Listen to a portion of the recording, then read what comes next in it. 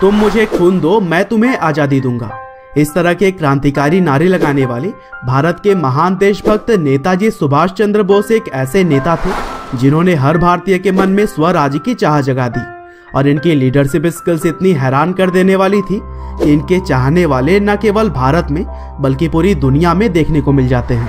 साथ ही सुभाष चंद्र बोस गांधी जी के बहुत बड़े प्रशंसक थे, लेकिन उनका स्वतंत्रता पाने का रास्ता गांधी जी से बिल्कुल अलग था, क्योंकि बोस का मानना था कि आजादी जैसी बड़ी उपलब्धि को अहिंसा के रास्ते पर चलकर नहीं पाया जा सकता। इसके लिए बहुत सी जानें लेनी पड़ेंगी और बहुत से बलिदान भी देने पड़ेंगे। और यही वजह है कि अगर आज भी आजादी की बात होती है तो नेताजी का नाम ना आए ऐसा हो ही नहीं सकता। तो दोस्तों, आज के इस वीडियो में भी हम नेताजी सुभाष चंद्र बोस के जीवन को और भी करीब से जानने की कोशिश करेंगे और यह भी जानेंगे कि कैसे एक समय पर काफी कमजोर इंडियन नेशनल आर्मी को नेताजी ने अपने नेतृत्व में काफी मजबूत बना दिया। तो दोस्तों, इस कहानी की शुरुआत होती है 23 जनवरी 1897 से, जब ओडिशा के कटक में सुभाष चंद्र बोस का जन्म हुआ। उनके पिता का नाम जानकीनाथ बोस था, जो कि पेशे से एक वकील थे, और उनकी मां का नाम प्रभावती बोस। और इसके अलावा उनकी फैमिली में उनके 13 और भी भाई और बहन मौजूद थे। और दोस्तों, सुभाष चंद्र बोस शुरू से ही पढ़ाई लिखाई में बहुत दिलचस्पी रखते थे और इसीलिए स्कूल के समय से ही वह सभी टीचर्स के फेवरेट थे। उन्होंने अपनी शुरुआती पढ़ाई प्रोटेस्टेंट यूरोपियन स्कूल से पूरी की और फिर साल 1913 में मैट्रिक में सफल होने के बाद से उनका एडमिशन प्रेसिडेंसी कॉलेज में करवा दिया गया। और सुभाष चंद्र बोस बचपन से ही विवेकानंद और रामकृष्ण के विचारों से काफी प्रभावित थे और इन्हीं महापुरुषों के विचारों से प्रेरित होकर बोस को यह लगने लगा कि उनके पढ़ाई लिखाई से ज्यादा देश के हित में काम करना जरूरी है। और उस समय ब्रिटिश सरकार का शासन था, जो कि भारतीयों पर जुल्म ढाने में थोड़े भी पीछे नहीं रहते थे। और अपने आसपास हो रहे जुल्मों को देखकर सुभाष चंद्र बोस के मन में भी स्वतंत्रता की चिंगारी ने तेजी पकड़ ली। और इनकी देशभक्ति का पहला नमूना तब देखने को मिला जब यह अपने एक प्रोफेसर के द्वारा भारतीय लोगों के खिलाफ बोले जाने पर उनसे लड़ गए थे। और फिर कुछ साल के बाद 1918 में बोस ने यूनिवर्सिटी ऑफ कलकत्ता के स्कॉटिश चर्च कॉलेज से बीए की डिग्री हासिल की। हालांकि अब सुभाष चंद्र बोस देश की सेवा में लग जाना चाहते थे, लेकिन उन्हें अपने पिता के दबाव में भारत को छोड़कर इंग्लैंड जाना पड़ा, क्योंकि उनके पिता चाहते थे कि वह कोई अच्छी सी जॉब करें। और फिर कैम्ब्रिज के एक कॉलेज में पढ़ाई पूरी करने के बाद इंडियन सिविल सर्विसेज के एग्जामिनेशन में उन्होंने 4th रैंक हासिल की। लेकिन इतनी अच्छी रैंक होने के बावजूद भी उन्होंने यह नौकरी ठुकरा दी, क्योंकि उन्हें ब्रिटिश सरकार के अंदर नौकरी करना मंजूर नहीं था। और फिर भारतीय लोगों के दिलों में आजादी की आशा जगाने के लिए उन्होंने एक न्यूज़पेपर प्रिंट करना शुरू किया, जिसका नाम था स्वराज।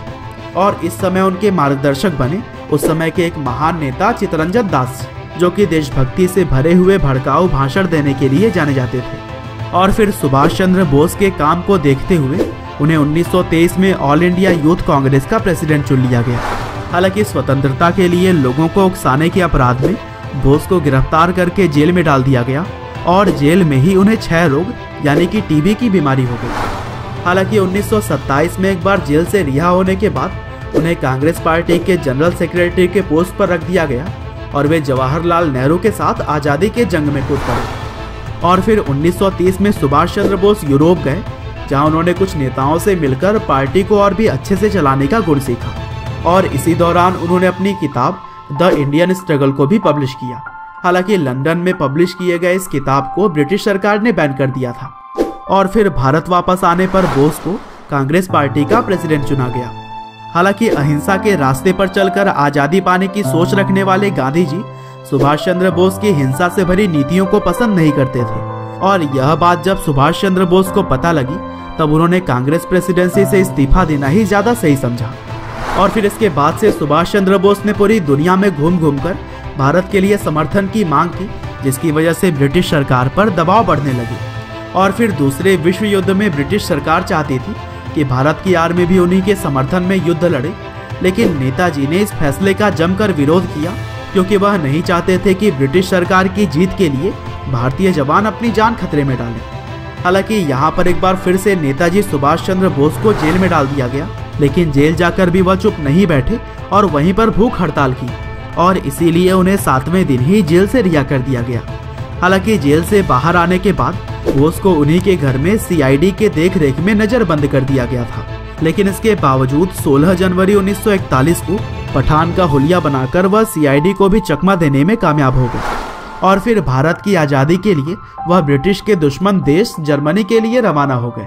और फिर यहाँ पर हिटलर ने उनसे भारत को समर्थन देने का वादा किया। लेकिन जब विश्व युद्ध में जर्मनी की हार होने लगी तब एक सबमरीन से सुभाष चंद्र बोस जापान चले गए और फिर उनके मजबूत इरादों को देखते हुए उस समय जापान के प्रधानमंत्री ने भी भारत के सहयोग करने की बात कही और फिर जापान के साथ मिलकर नेताजी ने आजाद हिंद फौज की स्थापना की, जिसे कि लोग INA या फिर इंडियन नेशनल आर्मी के नाम से भी जानते थे।